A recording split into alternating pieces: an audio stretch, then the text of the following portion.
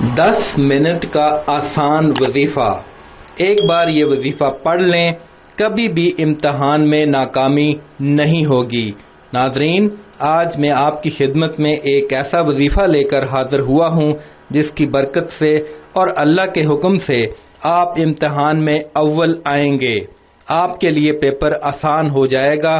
اللہ آپ کو ہر امتحان میں کامیاب کرے گا۔ اگر آپ بھی چاہتے ہیں کہ ہم امتحان میں اول آئیں اور اللہ ہمیں امتحان میں اچھے نمبروں سے کامیابی عطا فرمائے تو اس عمل کو اللہ کی ذات پر یقین رکھ کر لیں۔ عمل اور ضروری ہدایات۔ جس دن پیپر ہو، صبح فجر کی نماز کے بعد پیپر کا پورا تصور رکھ کر اس دعا کو جو اس ویڈیو میں موجود ہے 11 مرتبہ پڑھنا ہے۔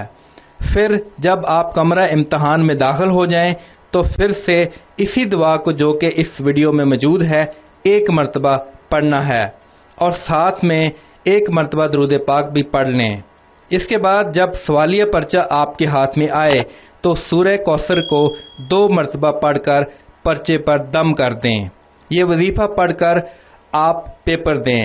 انشاءاللہ اس وظیفے کی برکت سے اور اللہ کے حکم سے آپ کو کبھی بھی امتحان میں ناکامی نہیں ملے گی۔